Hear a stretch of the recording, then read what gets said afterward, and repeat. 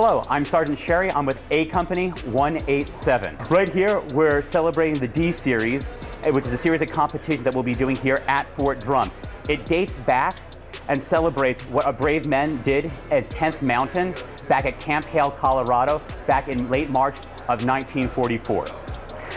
Right now, they did it with a 90-pound rucksack. We have approximately, I'd say about 65, maybe 70 pounds of that, but we're gonna get loaded up with ammo later on. So we'll reach that 90 pounds for sure later today. So let's first start off with our skis.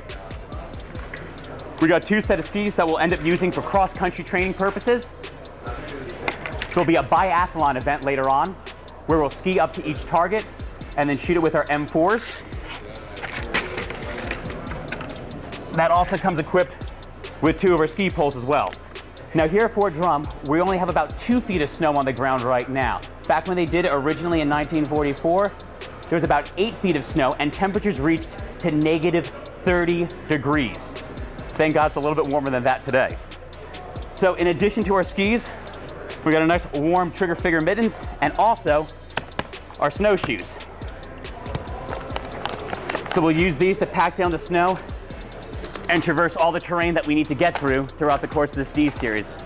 Can't go anywhere without your water source, so we have our CamelBak on top. And now we get into the nitty-gritty of it all. So in our sustainment pouches, we've got our poncho, wet wipes because you never know when you're gonna need them, spare gloves, one of our MREs, an extra neck gaiter, because as we all know in the Army, 1 is none, 2 is 1. We got our level 6 Equix over here. This is a, we call it our wet weather tops, but what this does is it acts as a really nice tight seal around the rest of our clothes. So not only is it waterproof, but it keeps in all the extra body heat that we need when it starts to drop even colder. They say tonight's gonna get around 4 degrees. We'll see how cold that really is. Other sustainment pouch, we got a tarp, some fat wood, and dryer lint for when we have to start a fire. We're all good to go with that. And of course, our specialized winter MREs. So these are all dehydrated meals. So these winter MREs are all dehydrated meals. So we'll have to add boiling water to these in order to not only heat them up so it heats up our internal core temperature, but also it allows us to pack more calories in and pack more meals once they're dehydrated, and then once the water is added to it, they expand in volume and also caloric intake. So we have 2 of these. This is scrambled eggs. We'll see how Army eggs compare to real eggs. I don't know. So right now you kind of see this, I'm rocking this Christmas Story Ralphie kind of a costume that's kind of stuck in our hands, but we do this though in order to do a fast fit to take our gloves off, drop them so we can either use our hands manually or manipulate different gloves or our weapon systems without having to lose where our gloves go. And it's just 550 cord that strings around the back of our top around to the other side. So we can drop these off and then just get in with it. We got extra winter goggles over here. And these are helpful when you're going through any kind of snow or when the winds start to pick up. We got the dark lenses here. That helps with snow blindness, and that's actually a huge injury that can happen in these nasty terrains. The sun gets so bright, it bounces and reflects off that white snow to the point where you just can't see anything. And eventually it will burn your eyes, and it can lead to permanent damage. But we also have our regular, typical APEL iPro, because it's the Army and you always need that with you. Again, no, Ziploc bags are not part of the packing list, but they keep things from getting snow inside and they insulate just a little bit more. So we've got extra gloves, a spare pair of extra socks that's not inside the actual ruck, it's in another sustainment pouch, because just in case anything happens, you always want your feet to be nice and warm. We got another balaclava and a beanie. So a balaclava kind of looks like just a regular old face mask that goes all around your face. Extra beanie again because 2 is 1 and 1 equals none. That's what we got for in here. Okay, we're gonna dive now into the deeper parts. You'll notice that we have 2 different bags around this. We have one contractor bag versus our regular Army issued wet weather bag. So we do this just because it's an extra layer of insulation. Sometimes the insulation and the water repellents on these wet weather bags don't always work. Contractor bags are normally a fail-safe. We learned this in Ranger School, but it creates just a better seal and make sure that your gear is good to go. Because the worst thing that can happen is you get snow inside and everything starts to melt and then you end up with wetness. So some creature comfort items. We got a balaclava, not a balaclava, just a little shamag, just scarf, just to wrap around for late at night, keeping that extra body heat. And of course, where would we be without extra boots? Again, extra insulating gloves to keep your hands warm.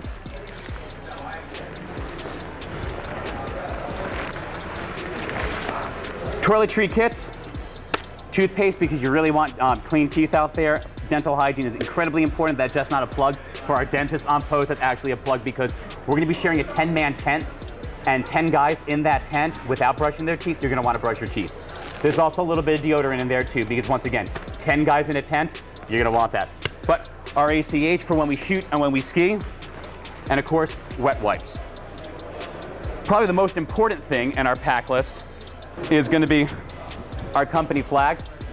So a little special shout out and tradition. We are ACO 187, and 187 was part of the original group and battalion when the 10th was originally formed.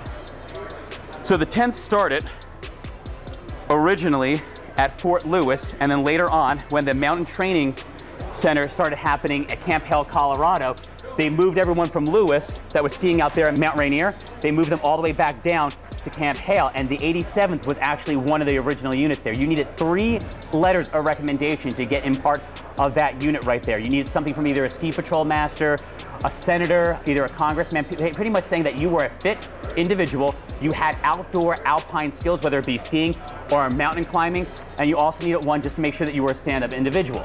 So knowing those 3 letters of recommendation, that got you in what was known as the 87th. And it's proud to be part of that lineage that dates back all the way back into the 1940s.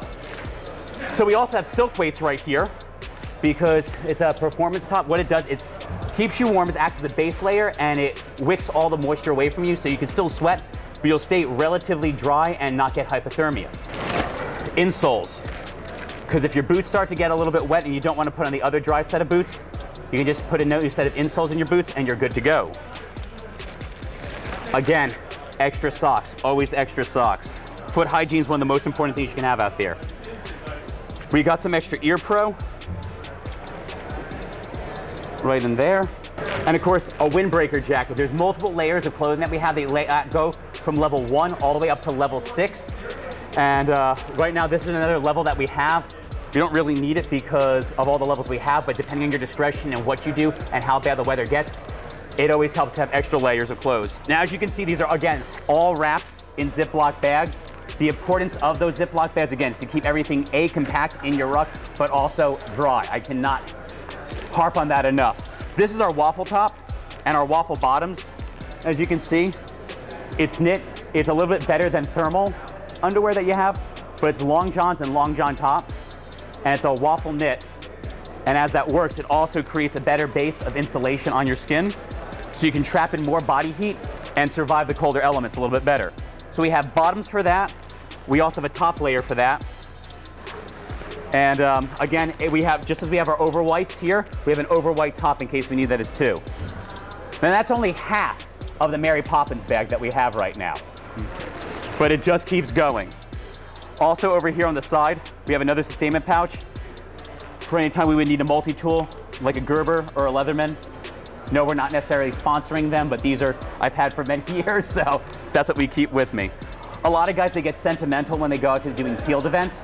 So what they'll do is they'll bring something with them that they've had for a while that brought them good luck. This one got me through swamps in Florida for the Ranger School phase, so I've kind of kept it with me for every field event that we've always had. So we'll keep other items on us like protractors for land nav. We'll also keep compasses on us as well. Some of the other neat tricks that we'll have on us, we'll keep a set of we call Ranger beads, and we'll use these to mark distances everywhere we go. And in case you're not familiar with these Ranger beads, every 100 meters or so, you're gonna mark off one of these guys down. And that allows you to keep track of your distances. So finally, when you reach 1 full kilometer, you can slide down a top bead. And that just helps you keep track, especially when you're doing longer distances and you have to book it from one end all the way to the other.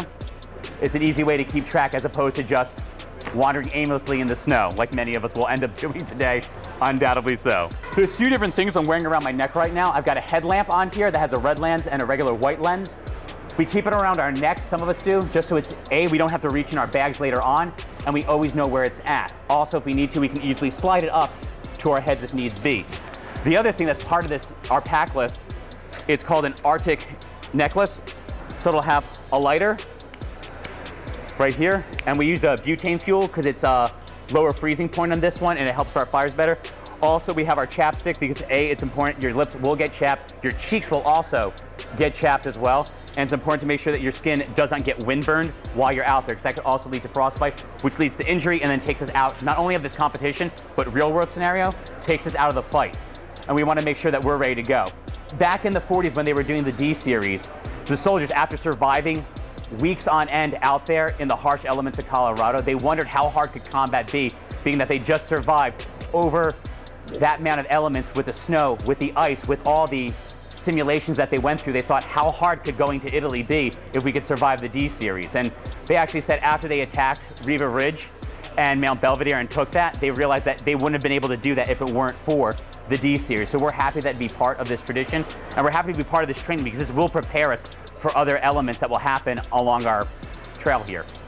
And we always pack a few other creature comfort items, whether it be some hot hands, those little thermal packs that we can wrap up, or we always bring a couple of extra treats. In the Army world, we call these lickies and chewies, but truthfully, when you get out in the middle of the woods and you're low on calories and you don't want to get into your MRE, sometimes a little protein cookie or protein bar goes a long way. Later today, one of our events is going to be actually boiling water out of a metal canteen cup. So good thing we cleaned these out beforehand. We'll boil water out of this, we'll use it to heat up our MREs, and then we'll have a nice little dessert later on. It's a lot different than how they did this back in the Pando Valley back in the 40s. So that's my ruck for the day, and for the rest of the 24 hours, I'm Sergeant Sherry with ACO 187 here at Fort Drum, and I'll see you at GoArmy.com.